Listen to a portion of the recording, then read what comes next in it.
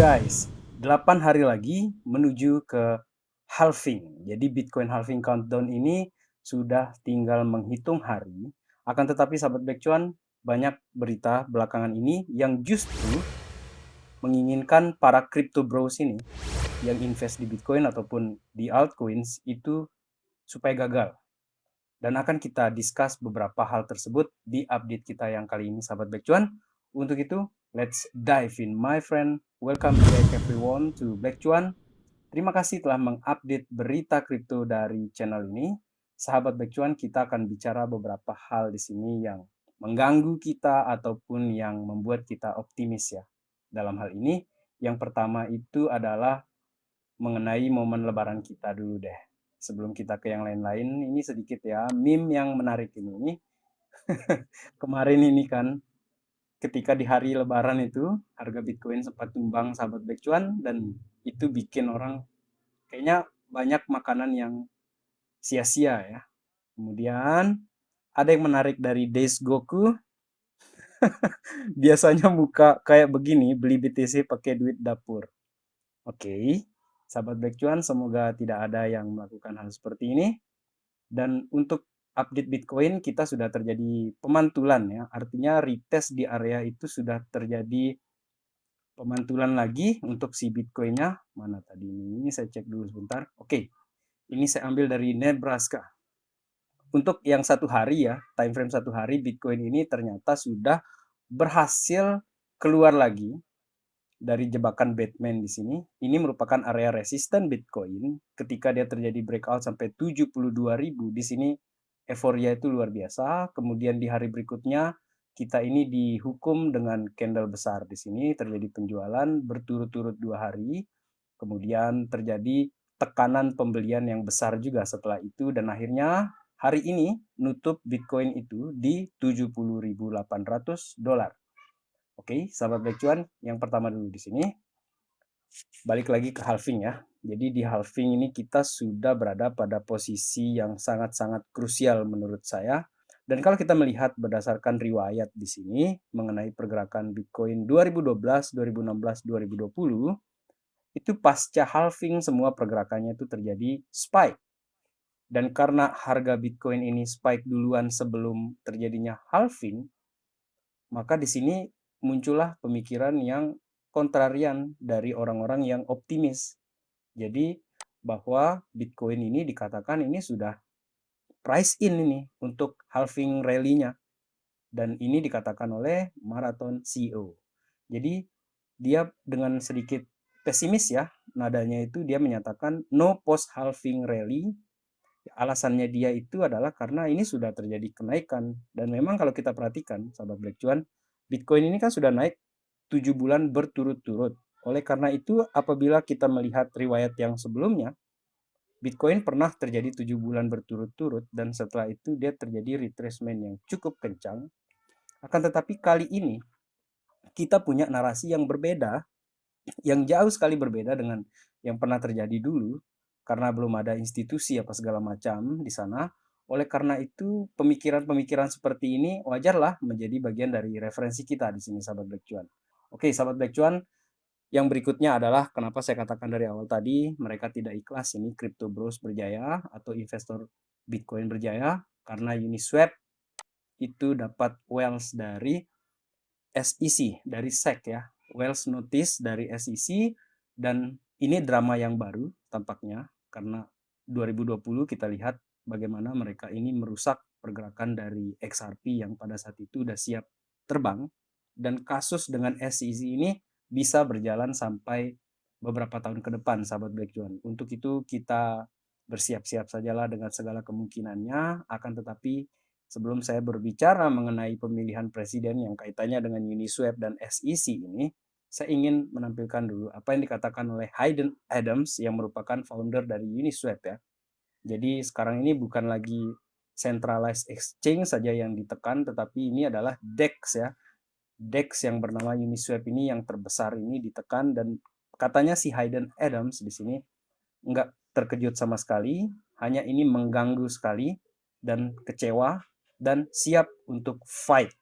Oke, saya yakin bahwa banyak perusahaan-perusahaan kripto lainnya yang akan mendukung Uniswap di sini. Salah satunya mungkin nanti itu adalah Coinbase ya, ataupun Ripple dalam hal ini. Mereka akan bertarung habis-habisan. Akan tetapi sahabat Backcuan, di luar dari konteks bagaimana SEC ini melakukan tekanan ya kepada para perusahaan-perusahaan kripto di sini, untuk data inflasi Amerika saja itu kan masih belum bisa diatur nih, belum bisa dipoles lah seperti itu, sehingga cartridge itu masih tertunda. Dan yang menjadi pertimbangan saya di sini, di luar dari analisa teknikal segala macam, yang menjadi pertimbangan saya adalah analisa yang di luar market di sini, yakni pemilihan umum presiden Amerika yang akan terjadi nanti di tahun ini, di akhir tahun ini, sahabat Black Cuan.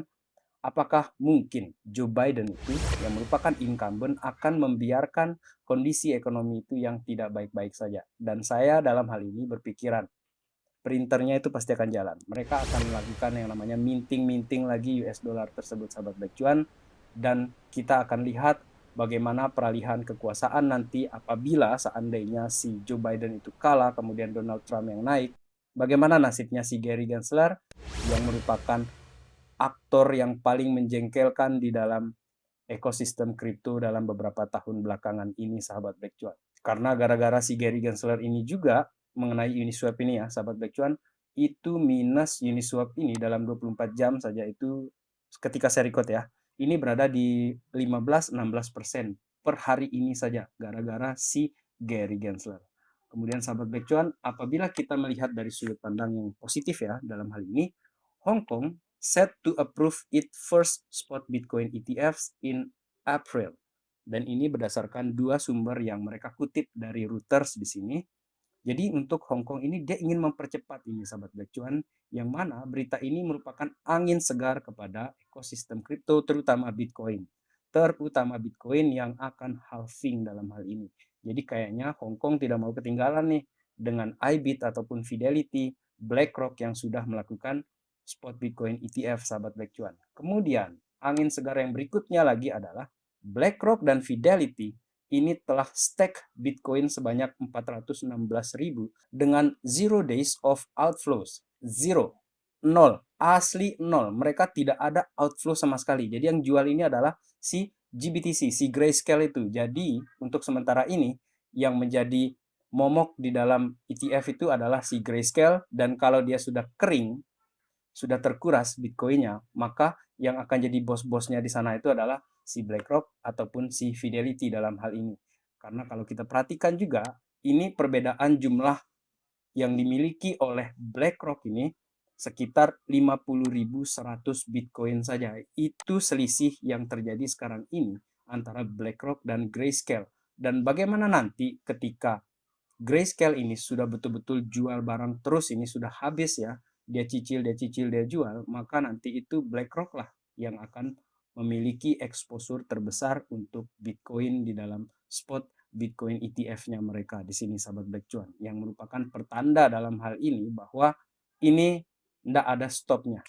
Ini akan jalan terus, dia akan naik terus. Seperti itu, sahabat Black Cuan.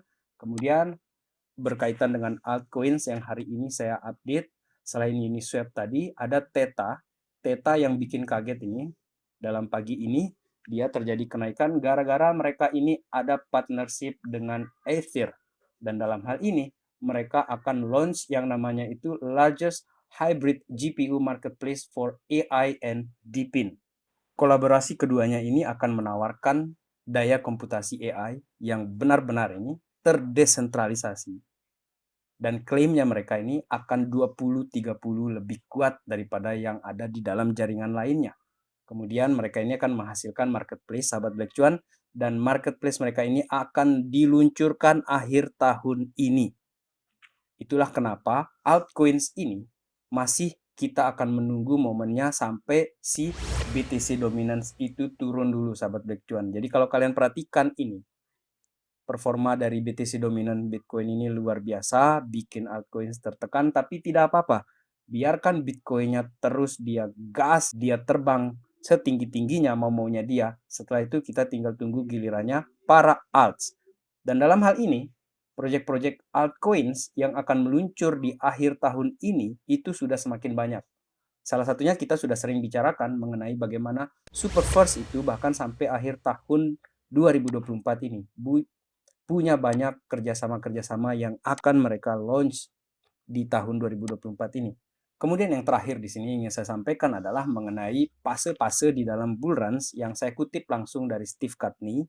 Jadi di sini ternyata memang kita ini punya pergerakan yang sama di setiap halving, setiap bull run, setiap bear market, dan dari 2012 itu ada 4 fase yang harus dilewati dan harus dilalui oleh si Bitcoin ini sebelum akhirnya dia kembali ke bear market, ke harga terendahnya. Kalau kita perhatikan di sini secara singkat saja, ini di tahun 2020 deh. Itu terjadi 3 fase dari yang terendah ini, kemudian fase kedua, fase ketiga, dan fase keempat. Kita tidak pernah terjadi lagi di fase kelima seperti di 2016-2012, akan tetapi di fase yang ini saja, ini sudah tinggi sekali harga Bitcoin, sahabat Bacuan. Tinggi sekali di sini. Dan menurut saya wajar ya kalau fase kelima itu mungkin jarang terjadi atau mungkin di tahun 2024 ini akan terjadi karena ini market sudah mulai dewasa. Artinya volatilitas itu sudah mulai tidak terlalu segarang yang pernah terjadi di 2016 ataupun 2020 ke bawah. Dan dalam hal ini, untuk keadaan kita sekarang ini, kita sudah berada di fase ketiga dan mencoba untuk menembus resisten yang akan masuk ke dalam fase keempat, sahabat baik cuan. Ini luar biasa sekali. Oleh karena itu, dalam hal ini, salah satu strategi yang ingin saya bagikan juga, sharing kita di sini, plan untuk 2024-2025 bull market. Saya yakin kalian punya strategi kalian masing-masing, tetapi saya ingin sampaikan bahwa hold Bitcoin dan ETH ini tight, dengan erat di hold dia, kemudian slowly akumulasi altcoin sampai 6 bulan ke depan. Dan apabila Bitcoin berhasil tembus 100k plus lebih ya di kuartal keempat 2024 ini, mulailah untuk pelan-pelan keluar dari Bitcoin dan switch dia profit itu ke altcoins. Dan selamat menikmati ride alt season until mid of 2025 dan take profit aggressively.